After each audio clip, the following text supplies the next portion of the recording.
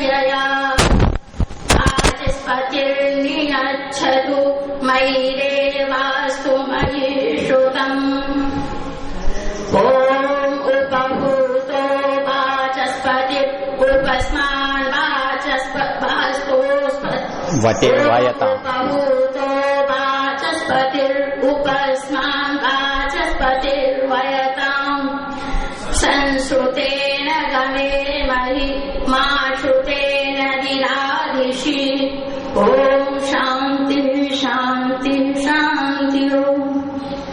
कैसा रहा? हाँ, तुमसे बढ़िया हो गया। चलो कोई बात। बहुत सुंदर। ये प्रतिस्पर्धा तो अच्छी है।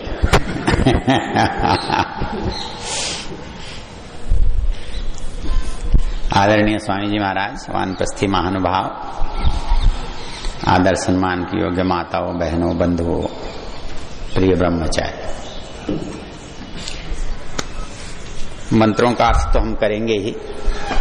हम चर्चा कर रहे थे वेद के एकत्व की, अनेकत्व की। एक छोटा सा प्रश्न इसके बीच में खड़ा हो जाता है, हम वेद का समय कैसे निश्चित करेंगे? आप तो कह देते हो आदि में है, अगला कहता है नहीं है, अब क्या करो? हमारे पास क्या उपाय है, कौन सा प्रमाण है कि हम ये कह सकें कि ये अब के हैं? क्योंकि पाश्चात्य सारे विद्वान जो हैं वो ईसा के इधर उधर में ही रहते हैं। उनकी सारी दुनिया, जैसे हमारे ब्रह्म कुमारियों का 5000 साल में सब समेट देते हैं, वो इतना भी नहीं जाते।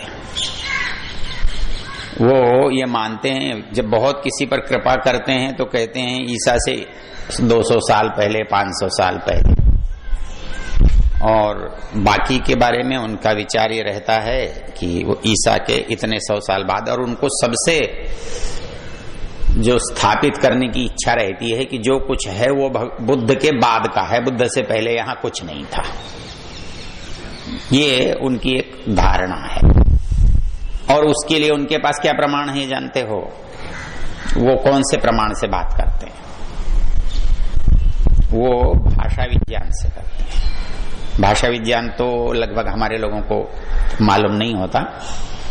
जो जिसने संस्कृत में एमए किया होगा उसको जरूर इसका पता होता है भाषा विज्ञान की भला क्या है। उन्होंने एक बात सोची, जो हम बोल रहे हैं ये हमारी सबकी अलग अलग है। अलग अलग है ये तो ठीक है, लेकिन कितनी अलग है?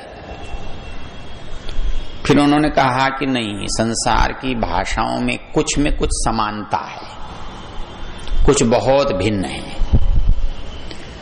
तो कुछ कौन सी समान है? तो उन्होंने कहा कि जो भारतीय भाषाएं हैं इनमें इन्होंने विभाजन किया कि उत्तर की भाषाएं तो एक जैसी हैं और दक्षिण की भाषाएं अलग हैं। उनको कहा कि वो द्राविड़ भाषाएं हैं और इधर की भाषाएं जो आर्य भाषाएं हैं या भारतीय भाषाएं हैं। फिर ये भारतीय भाषाओं का किससे अधिक मेल है? तो इन्हें लगा कि ग्रीक है, लैटिन है, जर्मन है, उधर की भाषाओं से अधिक मेल है, तो यूरोप की भाषाओं से मेल है। तो इन्होंने इन भाषाओं का एक संग्रह किया, उसका नाम रखा भारोपीय भाषा परिवार। भारत और यूरोप की जो भाषाएं हैं वो एक परिवार की हैं और इसलिए उनका नाम है भारोपीय भाषा परिवार। उसमें वो संस्कृत को पहले नहीं मानते, वो कहते हैं ये समकालीन सिस्टर लैंग्वेज। हाँ, आप तुम क्या कहते हो? Mother language. वो कहते ना, सिस्टर लैंग्वेज। इससे पहले भी कुछ था जिससे ये दोनों हैं। इसके आधार पर इसका वैसे अध्ययन हुआ था सबसे पहले जब विल्सन ने संस्कृत पढ़ी और उसने यूरोप में कुछ लेख लिखे कि संस्कृत तो बड़ी अद्भुत चीज है, इसमें ऐसी ऐसी बातें हैं, तो वहां के लोगों ने संस्कृत पढ़ना प्रारंभ किया। संस्कृत पढ़ना प्रारंभ किया तो कुछ लोगों ने तुलना की तो उसका प्रारंभ जो हुआ वो तुलनात्मक व्याकरण के रूप में हुआ। कंपेरेटिव ग्रामर के नाम से इसको पढ़ना शुरू किया और कई विद्वानों ने इसका अध्ययन किया, काल का निर्धारण किया कि ये इस समय हुआ होगा, ये इस समय बदला होगा, ये भाषा ऐसे गई होगी, ऐसे आई होगी, बहुत कुछ कल्पना पर चलता और इसका बहुत बड़ा अध्ययन हुआ। फिर इसको ग्रामर छोड़ करके लिंग्विस्टिक कहने लगे, हिंदी में उसको हम भाषा विज्ञान कहते हैं। तो भाषा विज्ञान में बहुत सारी बातें होती हैं, उनमें पहली है भाषा की उत्पत्ति। ये प्रश्न उनके बस का नहीं है, वो ये कहते हैं कि इसका हम हल नहीं कर सकते, इसलिए इस पर विचार न किया जाए। उन्होंने बहुत बहुत विचार किया लेकिन किसी निष्कर्ष पर नहीं पहुंच सके। तो भाषा की उत्पत्ति के अध्याय में बहुत सारे मतांतर दिखा देते हैं वो, कि ये अनुकरण से बना होगा, कि अभ्यास से बना होगा, बादलों की गर्जन से बना होगा, पत्तों की खड़खड़ाहट से बना होगा, आंधी तूफान की हवा की जो ध्वनियां हैं उनसे बना होगा। ऐसी बहुत सारी बातें। अंत में कहते हैं कि निश्चित मत नहीं है, इस पर कोई विचार करने की आवश्यकता नहीं है, बस हमारे सामने भाषा है उस पर आधार पर बात कर लेते हैं। तुलनात्मक भाषाओं का एक अध्ययन का युग रहा बहुत बड़ा, पीछे 100 सालों के अंदर इस पर बहुत काम हुआ। हमारे यहाँ इस तरह का काम नहीं हुआ तो उनकी नकल पर हुआ, और इस पर काम किया तो पंडित हमारे भगवत दत्त जी ने किया और 1-2 लोगों ने मुश्किल से किया, बाकी लोगों ने नकल ज्यादा की, उसमें ऐसा कुछ नहीं था। मैं आपको बता चुका हूं कि हमारे यहाँ वहां भाषा विज्ञान में फिर ये देखा जाता है कि भाई वाक्य रचना किस भाषा की कैसी है, शब्द कैसे हैं, शब्दों के अर्थ कैसे बदलते हैं, एक शब्द अनेक अर्थ कैसे देता है, ये सब अध्ययन है। ये सब अध्ययन आपने किन किन शास्त्रों में होता है बताया आपको। भाषा के 3 शास्त्र हैं, व्याकरण, निरुक्त। ऐसा है कि निरुक्त जो आपका मीमांसा जो है ना, वो अर्थ निश्चय में आएगा।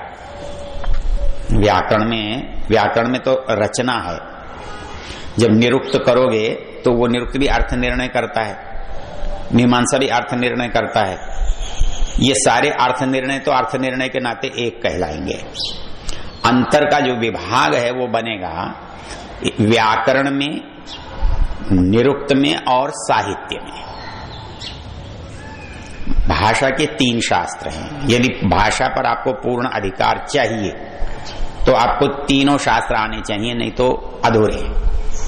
व्याकरण से तो आपको रचना आएगी कि ये शुद्ध है या अशुद्ध है। निरुक्त से, मीमांसा से, न्याय से, किसी से भी अर्थ का निर्णय करोगे, ये अर्थ इसका बनेगा या नहीं बनेगा। लेकिन साहित्य जो है ये इस अर्थ को देने वाला कौन सा शब्द सबसे उपयुक्त है, क्योंकि पर्यायवाची तो बहुत होते हैं और वास्तव में पर्यायवाची कोई होता ही नहीं, सबकी अपनी मौलिकता होती है, किंतु पर्यायवाची हम बहुत होते हैं ऐसा जानते हैं। तो लेकिन उनमें चुनाव करना पड़ता है कि यहां कौन सा शब्द ठीक रहेगा। तो जो सबसे उपयुक्त शब्द है उसका चुनाव कैसे होगा, वो ही वहां क्यों अच्छा लगेगा, ये जो निर्णय है ये साहित्य की विधा है। ये एक तरह से यूं समझो अलंकरण है, आभूषण है भाषा का। आपने ये भवन खड़ा तो कर दिया, लेकिन इसकी सजावट करने में कितना समय लगा है।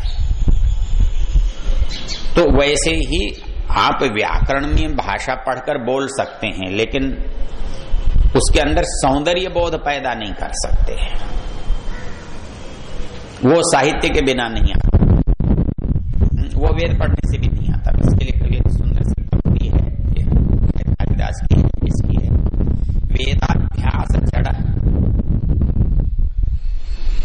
वेदाभ्यास जड़ कथन विषय व्यावृत्त कौतूहलो निर्मातुम प्रभवेन मनोहरमिदं रूपम पुराणो मुनि। वो किसी नायिका का वर्णन कर रहा है कि ये बहुत अच्छी है, तो कहता है ब्रह्मा तो नहीं बना सकता। बोले ब्रह्मा क्यों नहीं बना सकता? बोले वेद पढ़ते पढ़ते बूढ़ा, उसमें अकल तो बची ही नहीं।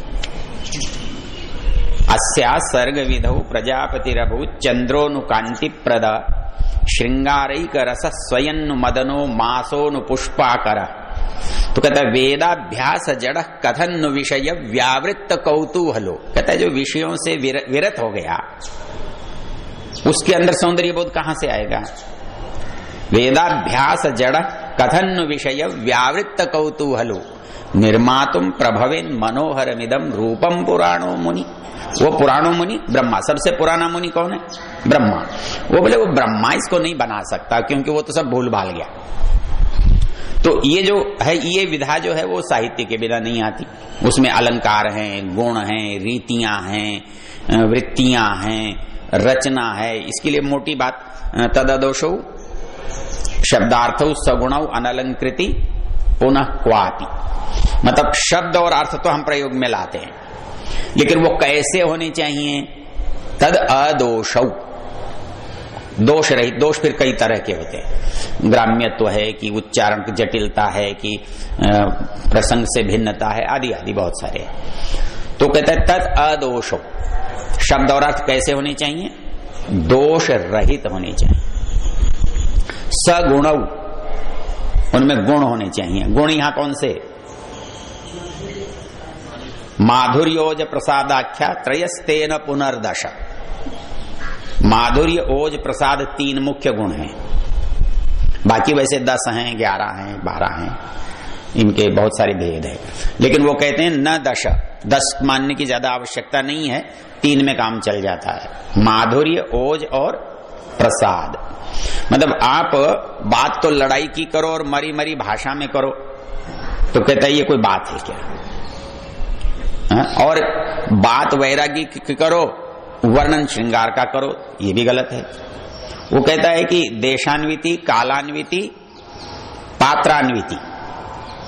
मतलब जो बात है वो देश के अनुकूल हो, काल के अनुकूल हो, पात्र के भी अनुकूल हो। कौन सा पात्र है उसके मुंह से आप क्या कहलवाना चाहते हो।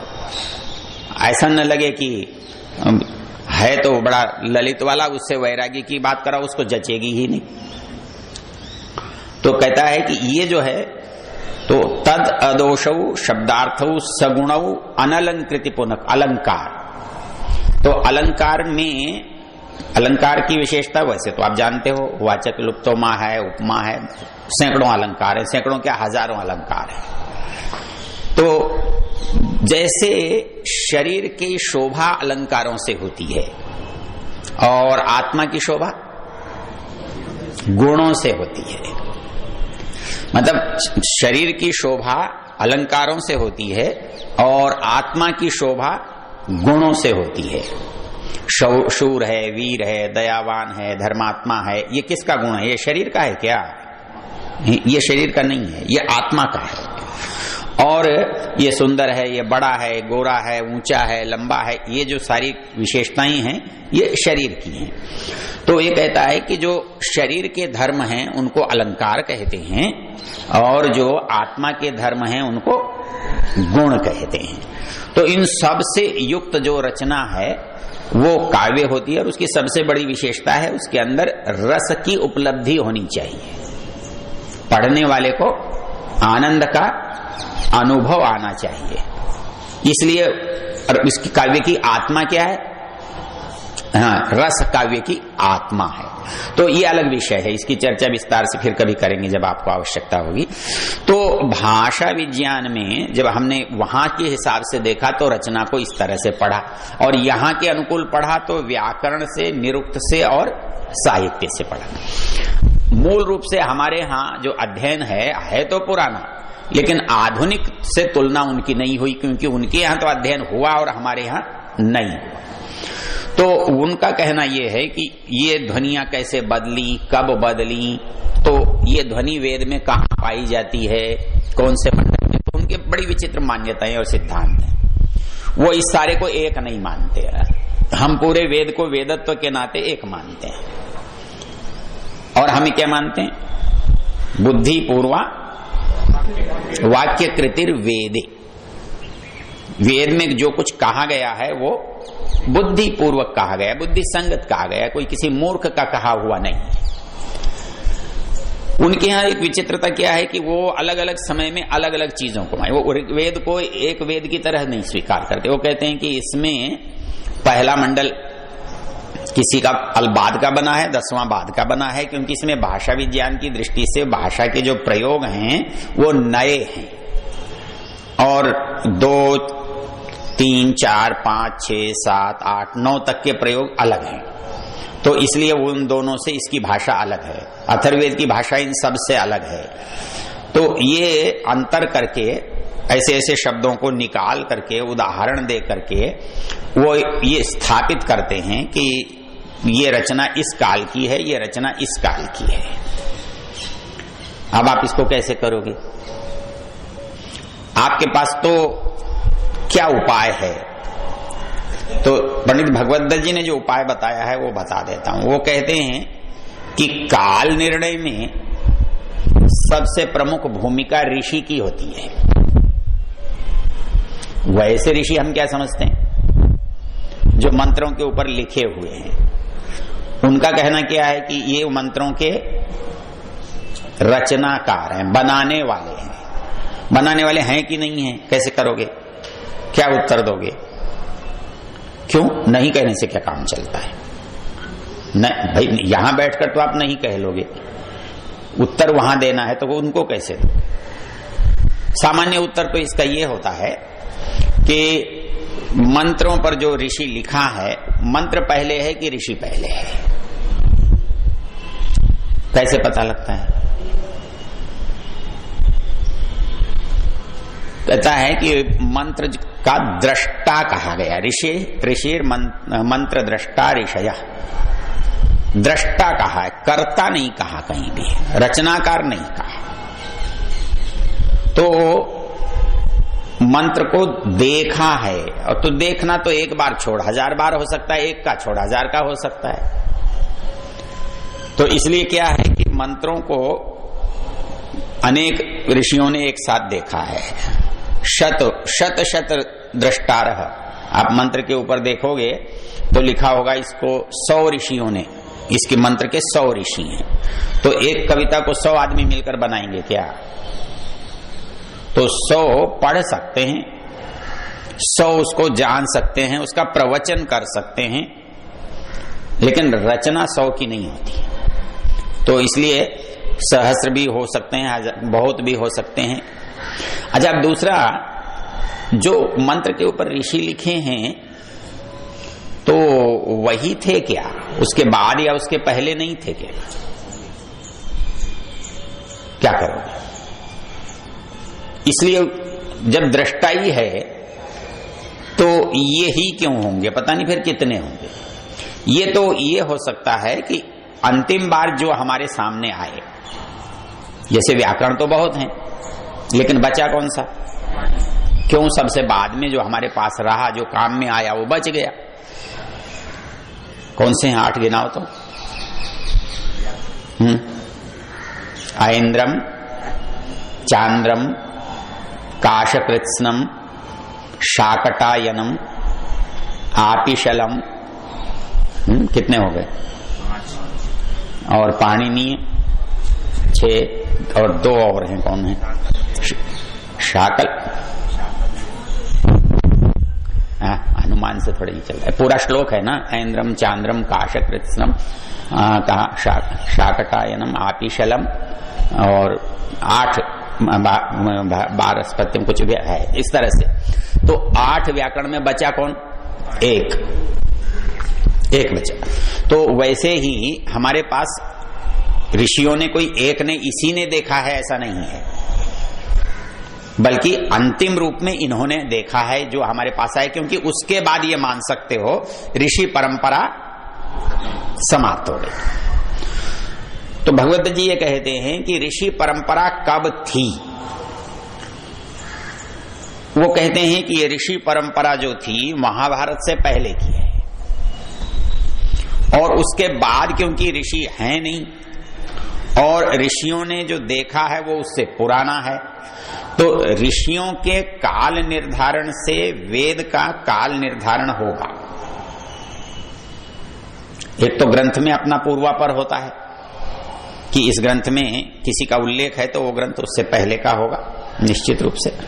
तो वैसे ही ऋषियों का जहां जहां उल्लेख आया है तो किस किस ऋषि ने कौन कौन से मंत्र को देखा, ऐसा उल्लेख आपको पुराणों में भी मिलेगा, ऐसा उल्लेख ब्राह्मण ग्रंथों में भी मिलेगा और शाखा के दूसरे ग्रंथ में भी कहीं कहीं मिलेगा।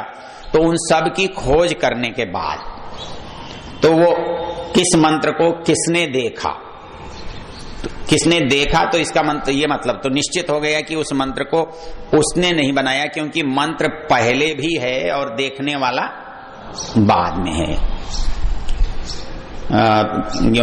निरुक्त का पंक्ति निकालो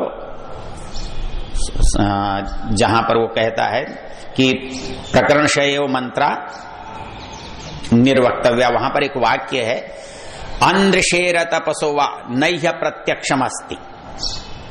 जो ऋषि नहीं हैं और तपस्वी नहीं हैं उनको मंत्रों का प्रत्यक्ष नहीं होता। नह्य प्रत्यक्षमस्ति अंधृषेर तपसोवा। तो ये ऋषित्व जो है ये मंत्र दृष्टित्व के लिए अनिवार्य है और इसीलिए उन्होंने कहा है, वहां एक वाक्य पढ़ा है ऋषिषु उत्क्रामत्सु, ऋषिषु उत्क्रामत्सु मनुष्या देवा न ब्रुवन कोनो ऋषिर भविष्यति। क्योंकि मंत्र बताने वाला ऋषि है और ऋषि यदि नहीं रहे तो मंत्रों को बताएगा कौन। तो ऋषिषु उत्क्रामत्सु, ऋषि समाप्त हो रहे हैं तो ऋषिषु उत्क्रामत्सु मनुष्या देवा न ब्रुवन कोनो ऋषिर भविष्यति, कि भाई अब हमको ऋषि नहीं रहेंगे तो मंत्रों को कौन बताएगा। ते तर्कम ऋषिम प्रायच्छन, उन्होंने कहा अपनी बुद्धि पर भरोसा करो। यदि कोई नहीं है बताने वाला फिर कैसे कहता है कि अपनी बुद्धि पर भरोसा करो, तर्क पर भरोसा करो, ऊहा पर भरोसा करो। तो वो कहता है योनुचान ऊहति तद आर्षम भवति। जो विद्वान ऊहा करता है उसकी ऊहा कैसी होती है, आर्षम भवति, आर्ष होती है। अर्थात वो भी ऋषित्व को कोटि को पाता है, पा सकता है। तो उनका मानना यह है कि उन्होंने ऋषियों के भी बहुत सारे भेद कर डाले हैं।